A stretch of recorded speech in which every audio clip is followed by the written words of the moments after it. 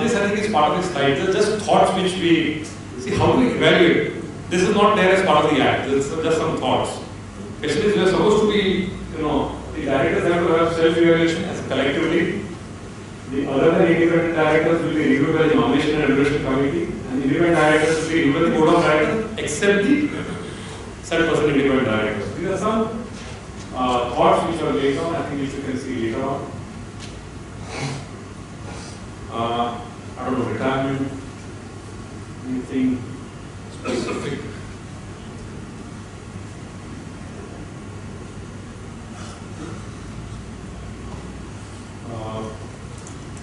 Deposit has been made of 1 lakh. Actually, there are a lot of people from Calcutta and elsewhere who are sending us 500 rupees and they have got free advertisement. The company notices that also wants to become a director and they didn't mind forfeiting that 500 rupees also. So now that amount has gone up to 1 lakh and it has to be refunded if he gets more than 25% of the votes. If they get less than 25%, the company is free either to forfeit it or to refund it. That choice will remain with the company.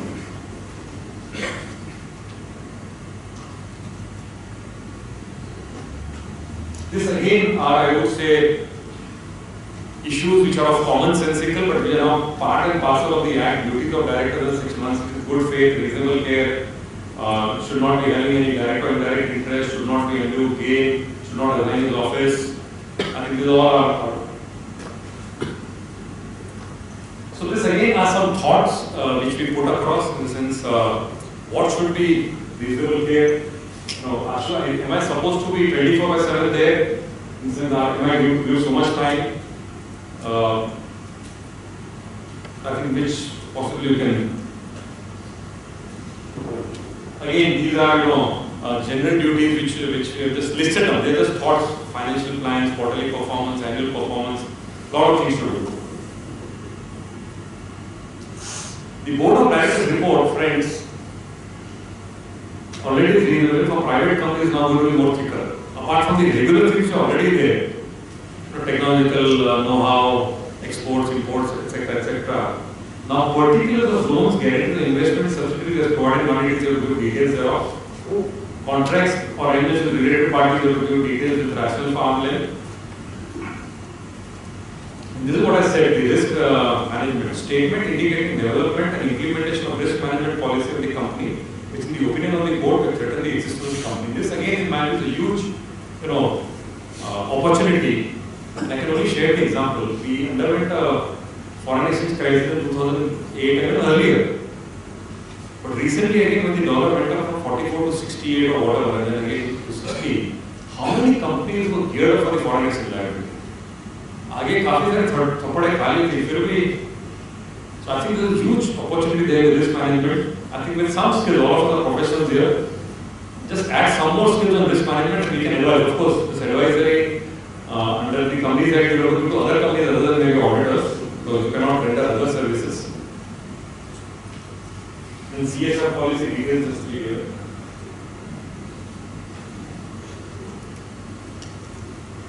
This provision, directors have laid on internal financial control and such control adequate and are operating effectively. And I told you earlier, how do we certify this is a challenge. We have to rely on the internal auditors, which is factory auditors. For the auditors, this certification has been deferred by a year. But for the directors, it is still not been deferred. This representation has been made and it will be deferred. This is the framework under which the reporting has to happen. The internal financial control still is not, certain. The institute is working on it to give it to the government. The moment the framework is given, then the company will start applying the framework. So this is getting second one, compliance with all laws. This again is a huge opportunity. I think all of us as professionals we can advise. But again, be clear in what you are certifying. I think even we as professionals cannot certify compliance with all laws, all applicable laws. So you also kindly limit your liability. This is, I think, is next to impossible.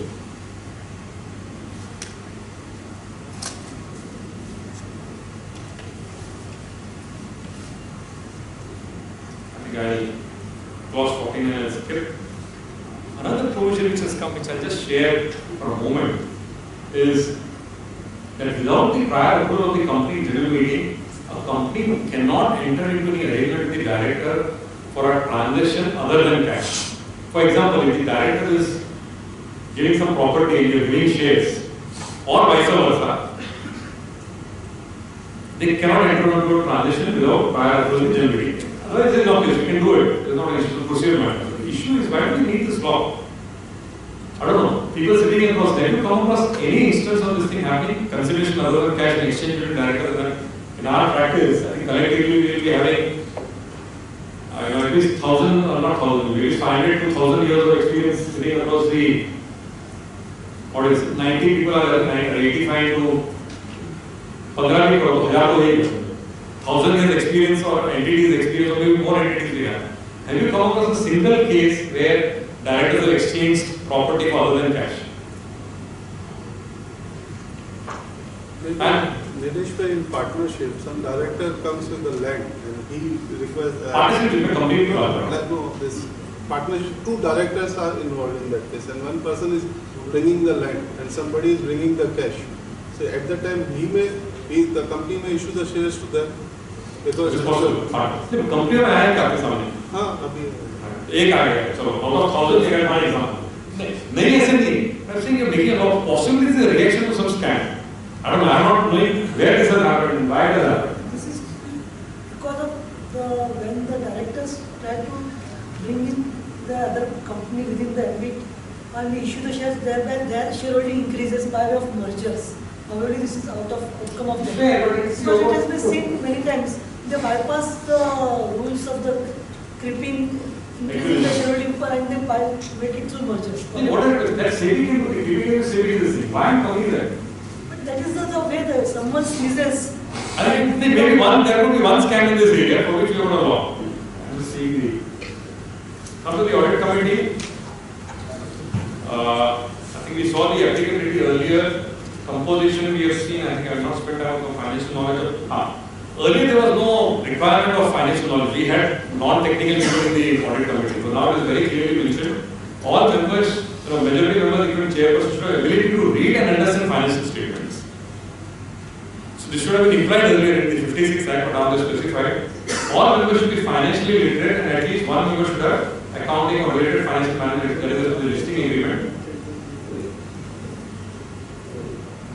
What are the responsibilities of the audit committee? Recommend appointment and remuneration of auditors, review, monitor auditors, independence and performance and effectiveness of auditors. Now this is the new responsibility, this was not there earlier. Review and monitor the auditors' independence, performance and effectiveness of auditors. So wherever you are impacted, your performance, because I see hardly few directors here, most of them are auditors. So your work will be reviewed, monitored, your independence will be reviewed, and performance and effectiveness of audit process. Another problem which I can anticipate here is recommendation, appointment and remuneration of auditors report to the audit committee. So typically, you say, what happens in the Indian system, we are connected to a particular group and we grow with the group. And so the group becomes large. And it's got an independent audit committee or outsiders, etc. When the first time appointment will come, the issue will be there is a new decision that particular group is diversifying something new.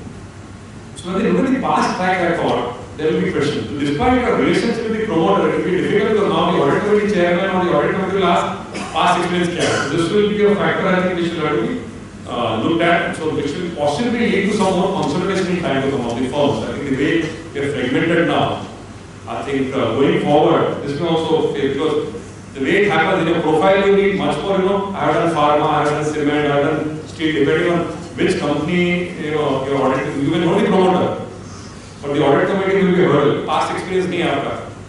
That could be a, and all of it, including me, I'm not saying it is. Till now, there could always be a starting point. This is, so you will be the promoter, you're there the auditors. With the audit committee going in, and with the amount of responsibility is trust. And typically what happens, generally actually, when you look at the conduct over there, the independent direct responsibility, what happens in the audit committees is, and I can give again real life examples. Sometimes, just yesterday's example, I was in this bank's audit committee. It was a 2-hour committee, but we stretched to 3 hours. There was another committee, luckily mostly some of the directors were common, I requested, and we extended the time. And I told the secretary next time, because the bank, the heaps of papers, heaps of agenda in the bank audit committees. So many times the financial statement, annual accounts, you just rush through. So you are not giving a view of your committee. That is the duty as an independent director and as an audit committee. You need to examine the financial statements in detail. And it's always rush. The way Anil Ambani Group had a line of AGMs. I hope they're not doing the same thing in the audit committee and the board. So if you get a chance, if you're a director somewhere, please don't be under pressure to seek your own time and just see to it that you do properly. Approve or modify any related party. Again, there's a confusion over here. And telling the amount of this company is like the applicability. And I'm there in 3 large companies. All the 3 companies, they're putting in the related party information to the audit committee. It is coming as the same manner it was coming earlier. Now this thing says, approve or modify related party transaction. This is audit committee responsibility. Section 188 is different. 188 says, if it is arm's length and ordinary course, you need not go to the shareholders. That is 188. 177 is audit committee, in the 177 there is no exemption given. So now each and every audit committee transaction has to, it can be an omnibus approval. The recent amendment which is coming up is talking about omnibus approval, and that will be, you can have once, you are going to do, say I am on the board of a finance company and they are going to lend into the group number of ICDs. I can have an omnibus approval that at so-and-so rate, or the market determined rate, you can do it. But it will have to be approved and modified. So till date, it is coming, so I'm just giving, only the information is coming up. If it is to be approved, the management has to justify why it has to be approved. This is, the price is proper, it is arm's length, it is ordinary course of business, all those things. So still it is not there. What I'm saying is, when a large company so I want it approved, we are still discussing and we go to the scrutinize intercorporate loans, value the integrity of the assets of the company wherever required, evaluate internal financial control and risk management systems, monitor the entries of funds to public offers.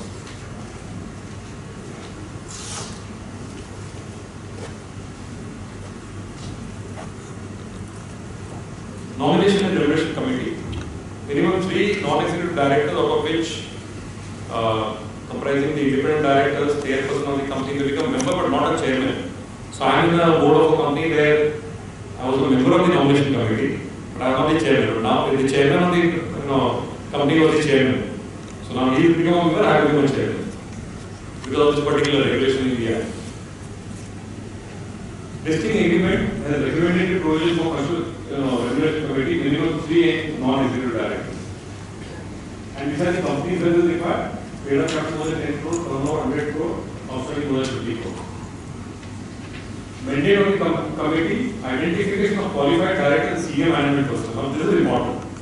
Performance evaluation of directors, recommend remuneration policy to the board, policy will be discussed in the board report. Again, I am telling what is happening. There are 2 classes of companies, or maybe 3 classes of companies.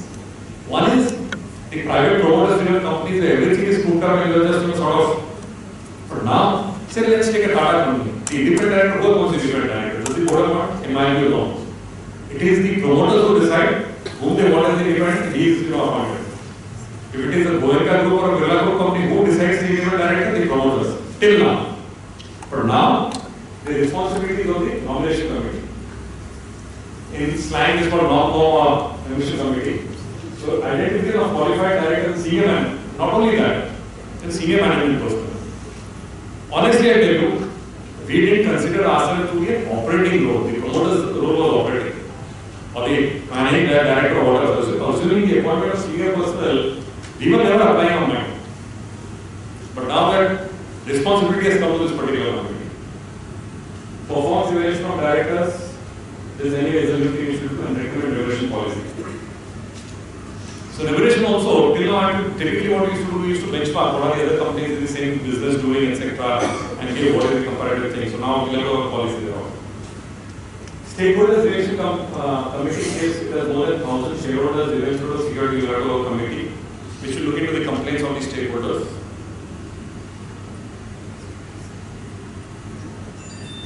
Disqualification. Some of the provisions remain same. If it is an insolvent, if it is adjudicated as an insolvent, convicted by court for moral turpitude or otherwise, which I put in bold, or otherwise is any other offence under this act of previous companies. If he has been, will be considered to be, matter of disqualification, and not made any calls on the shares, order of disqualification passed by court or tribunal, and convicted for an offence dealing with related party transactions. Whatever is in red is all the new things. So if there is a conviction on related party transaction, you will not be eligible, you will be disqualified.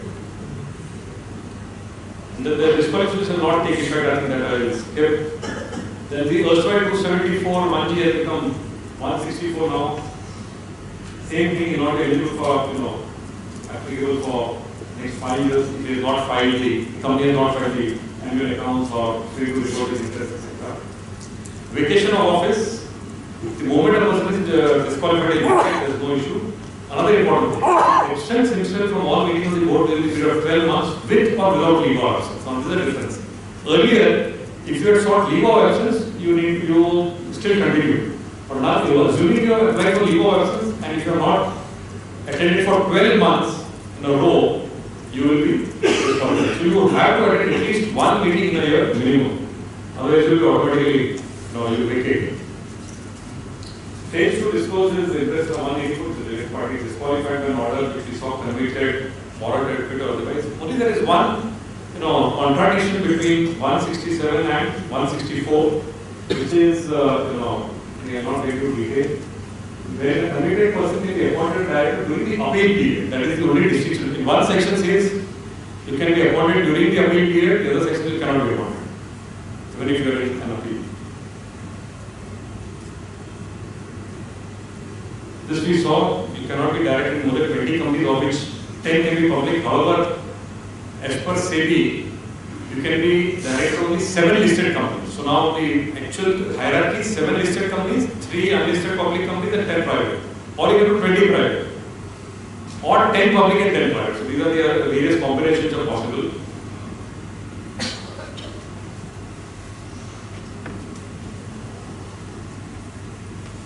And just seeing if something important is there. So important to know is the private company is covered, just re-emphasizing. Designation and removal. You can resign by giving notice in writing, effective from the date of receipt of specified date, whichever is later. Earlier, what was happening is, even though I gave the resignation, the company never used to accept it and never used to inform the house. So now, of course, the date it is received by the company, or the date you mention in the letter that effective so-and-so date I am resigning or retiring, that will be the date of resignation. And even the director has to file the reason with the ROC within 30 days.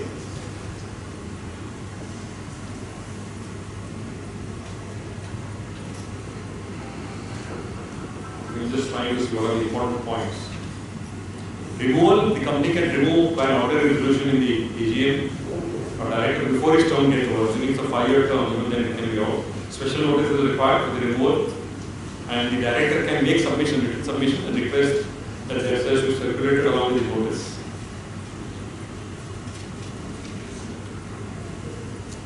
Additional director has given nothing, nominee director. I only think the nominee director will not be considered as a independent director. Alternate director, I think, will skip. Key managerial person. Who are the KMPs? The CEO, MD, company secretary, full-time director, CFO. Here again, let me share a small story. I was told the company secretary, some of my company secretary friends are here, and then the act was notified or the bill was being done. Most of the company secretaries were joyous. Why? Because they had become a key managerial person. Subsequently, they realized that key managerial person has more responsibilities than more liabilities. Then they are worried. Now they are trying to see how do they come out of the CFO. CFO need not be a chartered accountant or an MBA or whatever. CFO can be a good HR also. There is no qualification required for that, technically. So people who are smart, they have CFOs who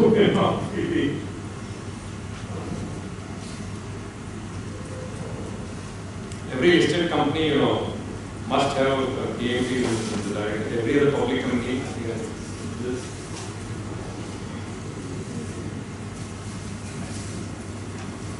No company will have managing director and manager at the same time. It will be either a manager or a managing director. And the MD term will be for a period of 5 years at a time. And this will be applicable to private companies also. Privately, once we appointed an MD, we continue to grow. Now, even in a private company, MD appointment is only for 5 years. That's very good. Age limit is there, not before 21 years and not later than 70 years. Later than 70 years, of course, a normal director can be appointed with a resolution, special resolution. Cannot be undischarged insolvent. You should not have suspended payment to creditors. You should not have been convicted by a court for an offence in sentenced for greater than 16 months. Roles and responsibilities. I think I'll skip this.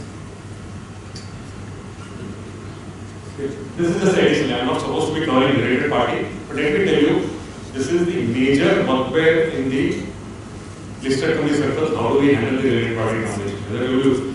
I have not yet approved any related party transaction in the last 9 months because they have just put on the same paper which was coming earlier and justify that and give it to me. So the debate going on with the section 188 law 177. This is a bugbear.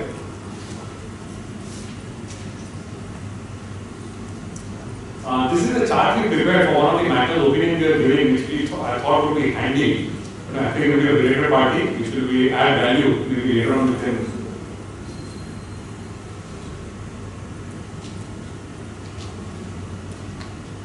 Come to managerial remuneration quickly, we run through. It remains the same. You cannot pay more than 11%, which was there earlier, totally to the managing director, full-time director, and even the independent directors, non-executive directors. And except with, with the approval of central government, the remuneration will not exceed to the public companies 5% of the net profit for one director, which was there earlier, MD or full-time director. 10% if there are more than one such. That assuming there are 3 also, you cannot pay more than 10%. Assuming there are 3 full-time directors and MD, you cannot pay more than 10% of the profit. And to the other directors, you can pay 1% of the profit as commission, etc., which was there earlier also. In case there is an MD, in case there is no managing director, full-time director, manager can go up to 3% of the profits. Again, like the erstwhile schedule 14, there is a schedule which is the schedule 5.